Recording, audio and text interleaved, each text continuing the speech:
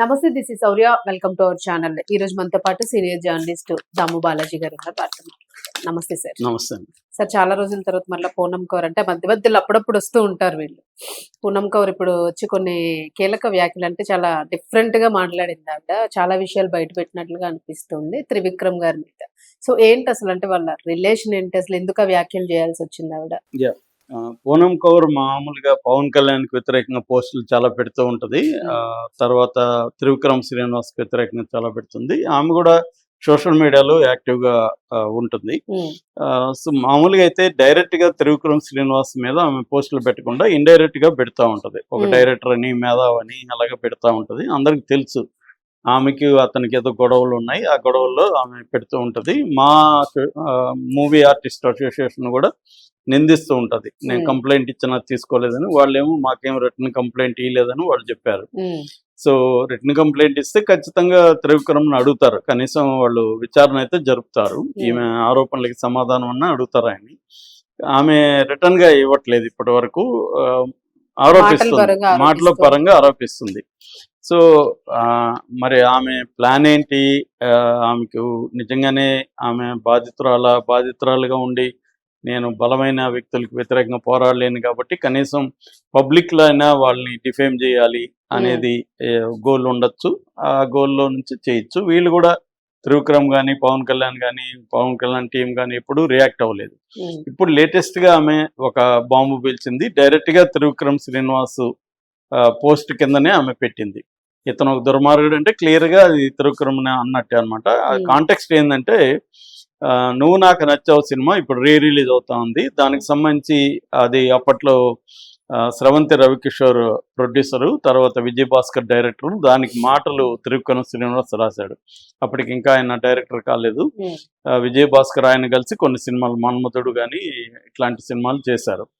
దానికి త్రివిక్రమ్ శ్రీనివాస్ మాటలు రాశాడు. అది బాగా పాపులర్ కూడా అయింది, హిట్ కూడా పెద్ద హిట్ అయింది, వెంకటేష్ సినిమా.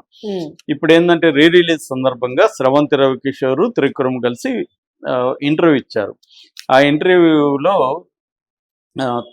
త్రివిక్రమ్ ఏం చెప్పాడంటే, కొన్ని సినిమాలు డబ్బుల్ని తీసుకొస్తాయి, కొన్ని సినిమాలు పేరుని తీసుకొస్తాయి, కానీ తక్కువ సినిమాలు మాత్రమే గౌరవాన్ని తీసుకొస్తాయి. అలాంటి నువ్వు నాకు నచ్చావు అనే సినిమా కూడా నాకు గౌరవాన్ని తీసుకొచ్చింది, అంటే అది రిలీజ్ అయినాక నాకు గౌరవం పెరిగింది అనేది అతను చెప్పాడు. ఈ ఇంటర్వ్యూని పిఆర్ఓ ఎల్ వేణుగోపాల్ అని, ఆయన పవన్ కళ్యాణ్ కూడా పర్సనల్ పిఆర్ఓ, తను ఈ సినిమాకి పిఆర్ఓ. సో తను షేర్ చేశాడు. పిఆర్ఓ కాబట్టి వాళ్ళ పని అది షేర్ చేస్తారు కదా. షేర్ చేసి చిన్న కామెంట్ రాసి షేర్ చేశాడు. దాని కింద ఏమే కామెంట్ చేసింది. అదేంటంటే, ఒక ఈవిల్ హ్యూమన్ బీయింగ్ అని చెప్పింది. అంటే ఒక పరమ దుర్మార్గమైన మనిషి తను. స్త్రీలను ట్రామాలోకి నెడతాడు. ట్రామా అంటే ఒక మానసిక క్షోభ, మానసిక క్షోభకి గురి చేసి ఏమీ తెలియనట్టు తప్పించుకుంటాడు ఇతను. ఇలాంటి వాడిని గురించి మీ మీడియా షేర్ చేయడం అనేది కరెక్ట్ కాదు. మీడియా కానీ లేకపోతే సినిమా మా కానీ తను ప్రొటెక్ట్ చేస్తున్నాయి కాబట్టి ఇలా తప్పించుకొని తిరుగుతున్నాడు అనేది, మాతో కంప్లైంట్ ఇచ్చినా కూడా మా పట్టించుకోవట్లేదు అనేది ఆమె ఆరోపిస్తూ పోస్ట్ పెట్టింది. ఇది ఏంటి సార్ కంప్లైంట్ అంటే ఆమె బాధ ఏంటో మనకు తెలియదు. ఇండైరెక్ట్ గా ఇప్పుడు ఆమెకి ఏమన్నా అన్యాయం చేస్తే మీ టూ మూవ్మెంట్ ఎలాగో ఇండియాలో ఉంది. చాలా మంది సినిమా ఇండస్ట్రీలో కానీ లేకపోతే బయట వివిధ వృత్తుల్లో కానీ 10 ఏళ్లకు ముందో 20 ఏళ్లకు ముందో కూడా వేధింపులు జరుగుంటే ఇప్పుడు ధైర్యంగా వచ్చి మాట్లాడుతున్నారు. కమల్ హాసన్ మీద వచ్చాయి, అర్జున్ మీద వచ్చింది, ఇలాగ చాలా మంది ప్రముఖుల మీద. ఒక జడ్జిని చేస్తే జడ్జిని సస్పెండ్ చేశారు. ఇలాగ చాలా అంటే వర్క్ ప్లేస్ లో విమెన్ హారాస్మెంట్ కి సంబంధించి స్త్రీలు బయటకు వచ్చి చెప్తున్నారు, క్లియర్ గా ఉన్నారు, మాట్లాడచ్చు. అలాగే ఈమె క్లియర్ గా త్రివిక్రమ్ నన్ను శారీరకంగా ఉపయోగించుకున్నాడా, లేకపోతే అబ్యూజ్ చేశాడా, లేకపోతే ఏం చేశాడు, వర్క్ ప్లేస్ లో అంటే సినిమా అప్పుడు నన్ను ఏమన్నా చేశాడా, ఇవన్నీ ఓపెన్ గా మాట్లాడచ్చు. ఓపెన్ గా మాట్లాడి ఆమె త్రివిక్రమ్ మీద కాంక్రీట్ గా ఆరోపణలు చేసి తనకున్న సాక్ష్యాలు ఏమన్నా ఉంటే దాన్ని పెట్టచ్చు. మాకు పెట్టినప్పుడు మా అసోసియేషన్ లో ఈ మెంబర్ అయితే మా వాళ్ళు కూడా స్పందిస్తారు, వాళ్ళు అడుగుతారు, త్రివిక్రమ్ ఇది తీసుకుంటారు. లేనప్పుడు ఈమె కేసు కూడా పెట్టచ్చు. ఇప్పుడు ఆమె ఎవరో తన మీద అతని పేరేమి డాన్స్ మాస్టర్ జానీ జానీ ఆయన మీద కేసు పెట్టి జానీ మాస్టర్ మీద కేసు పెట్టింది. ఆయన 34 రోజులు జైల్లో ఉండొచ్చాడు. సో ఆయన మీద పోక్సో కేసు కూడా నమోదైంది, జరుగుతుంది. ఈమె కూడా అలాగ పెట్టచ్చు, పెట్టి అప్పుడు న్యాయం జరగకపోతే ఈమె మాట్లాడచ్చు. సో ఆమె ప్రాపర్ ఛానల్లో పెట్టట్లేదు. పెట్టడానికి మరి ఆమెకున్న పరిమితులు ఏంటనేది మనకు తెలియదు. మేబీ భయపడుతుందా, ఇట్లా డైరెక్ట్గా బ్యాటరీలోకి వెళ్తే నా మీదకి ఏమన్నా వస్తుంది అనుకుంటున్నారా? అవతల వాళ్ళు పవర్ఫుల్ కాబట్టి. ఎందుకంటే పవన్ కళ్యాణ్ త్రివిక్రమ్ కూడా క్లోజ్ ఫ్రెండ్స్. పవన్ కళ్యాణ్ త్రివిక్రమ్ని గురువుగా కూడా భావిస్తాడు. సో పవన్ కళ్యాణ్ అక్కడ డిప్యూటీ సీఎంగా ఉన్నాడు కాబట్టి నేను ఈయన మీద చేస్తే పవన్ కళ్యాణ్ పవర్ ఉంది కాబట్టి నాకేమన్నా ఇబ్బందులు ఉంటాయని అనుకుంటుందా? మరి అనుకుంటున్నప్పుడు ఇలా పోస్ట్ పెట్టినా కూడా అదే కదా విషయం. అలాంటప్పుడు సైలెంట్ గా ఉండాలి. కానీ పోస్టులు ఎందుకు పెడుతుంది? అదేదో సెల్ఫ్ సాటిస్ఫాక్షన్ 5 నిమిషాలకు తప్ప దానివల్ల ఏంటి అనేది. కాకపోతే ఒకటేంటంటే నేను లీగల్ గా అతన్ని ఏమి చేయను, నా దగ్గర సాక్ష్యాలు ఏమి లేవు కాబట్టి కనీసం పబ్లిక్ లో డిఫేమ్ చేయాలని ఆమె అనుకునే అవకాశం కూడా ఉంది. ఎందుకంటే ఒక ఆరోపణ చేస్తే సరిపోదు, దానికి సంబంధించిన సాక్ష్యాలు కానీ డీటెయిల్స్ కానీ ఉండాలి.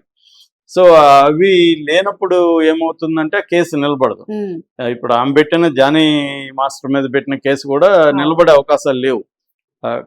ఎందుకంటే రేపు కోర్టులో ప్రూవ్ చేయాలి ఆమె మీద అత్యాచారం జరిగినట్టు, ఇవన్నీ ప్రూవ్ చేయాలి.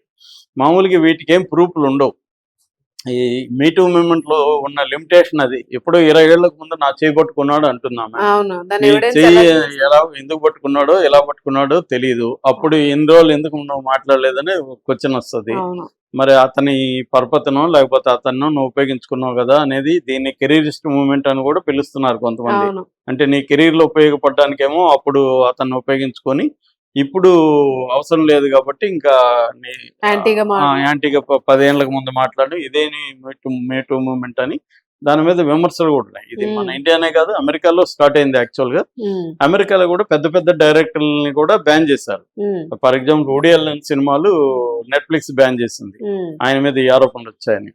అలాగే చాలా మంది మీద బ్యాన్ అవన్నీ ఉన్నాయి. కానీ లీగల్ గా అయితే వాళ్ళకి ఏమీ జరగలేదు, ఎందుకంటే లీగల్ గా ప్రూవ్ కావు ఇవి.